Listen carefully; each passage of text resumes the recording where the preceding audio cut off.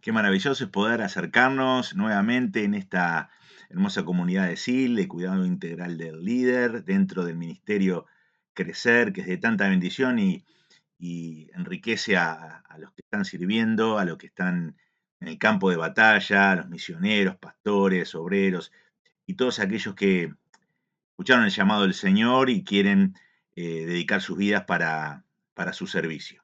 Y quería justamente tratar esta breve reflexión del poder de abrazar la vulnerabilidad. Es una reflexión basada en el espacio del contexto de Adviento, de Navidad, donde nosotros generalmente abordamos esta fiesta de una manera muy acompañada de la cultura.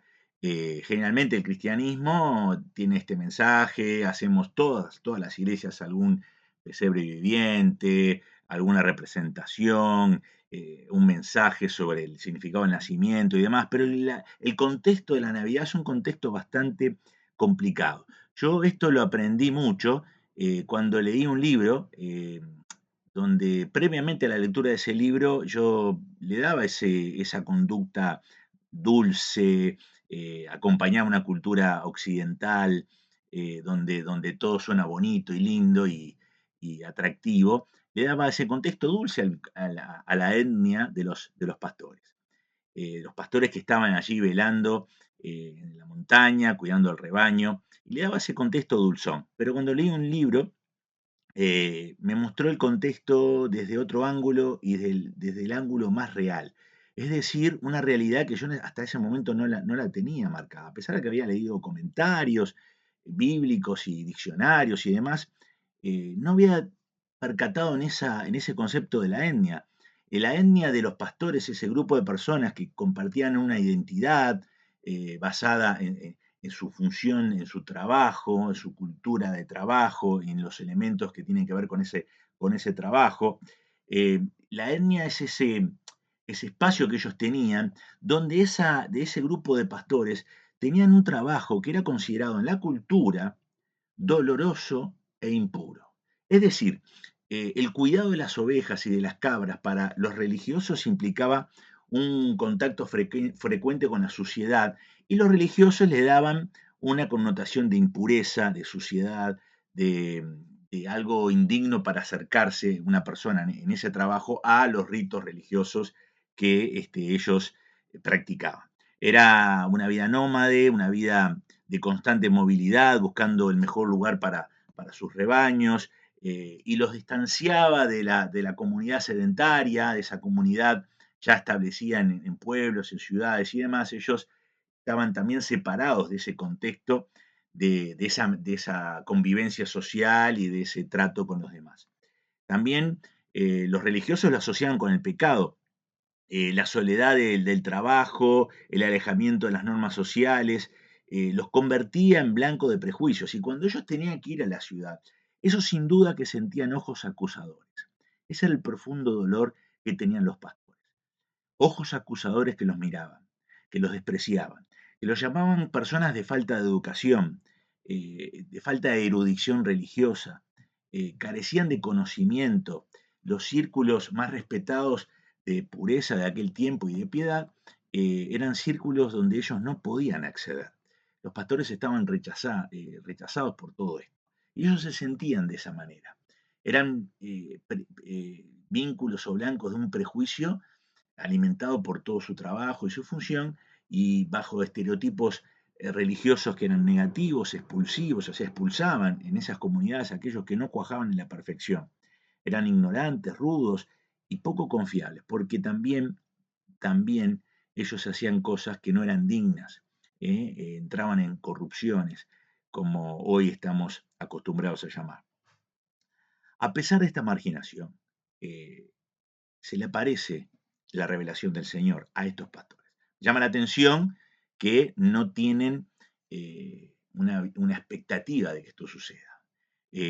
Todos esperaban que el Mesías llegara a el lugar más digno, que era el templo, el lugar donde estaban, eh, digamos, todos tratando el asunto de las escrituras, del estudio de las escrituras, de la oración y todo lo demás, y bueno, ahí tendría que anunciarse el nacimiento del Salvador. Pero no fue así. el Señor se manifiesta a los pastores, manifestó su gloria a estas personas que eran vulnerables, que eran despreciadas, que eran rechazadas, eh, que eran indignas de recibir este mensaje. Y justamente este es un gran mensaje para nosotros. Si estás en el campo de trabajo, en el campo de labor, si estás sirviendo al Señor, a veces tenemos esa sensación de vergüenza. A veces nos han pasado cosas, nos faltan cosas, no llegamos a cumplir las expectativas de un pueblo exigente con el líder, que tiene en su imaginación y en su fantasía ideales de un líder que es inalcanzable para cualquiera y que uno se siente de alguna manera alejado de esa posibilidad de que el pueblo lo considere como digno para el trabajo. Y dentro de nosotros, interiormente, sucede que sentimos esa misma vergüenza que sentían los pastores. Sucede que nos sentimos, cuando estamos en soledad, alejados de todo el ruido de los cultos y las reuniones y los saludos, sentimos que algo nos falta, sentimos que no somos dignos de recibir la revelación de Dios como los recibían en los templos, en los lugares donde hay más personas, en las iglesias donde tienen más popularidad o hay más personas. Y la nuestra no es merecedora de que el Mesías se aparezca. No es merecedora de que el Espíritu Santo obre y haga cosas maravillosas y tremendas. No somos dignos. Y bueno, justamente en este Adviento, en esta preparación a la Navidad, te, te bendigo, te saludo y te abrazo y te digo, Dios elige a los vulnerables, Dios elige a los débiles, Dios elige a los que son conscientes, plenamente conscientes de la propia indignidad.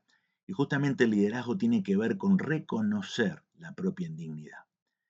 Para tener este espacio de cuidado integral del liderazgo necesitamos un cuidado mental. El cuidado mental es absorber este principio de que el Señor se fija en los que nadie se fija, elige a los que nadie elige, llama a los que nadie llamaría y utiliza a esos vasos imperfectos de barro que están alejados de toda posibilidad de adquirir, según los parámetros de esta sociedad, lugares de prominencia. Por lo tanto, hay que verse así.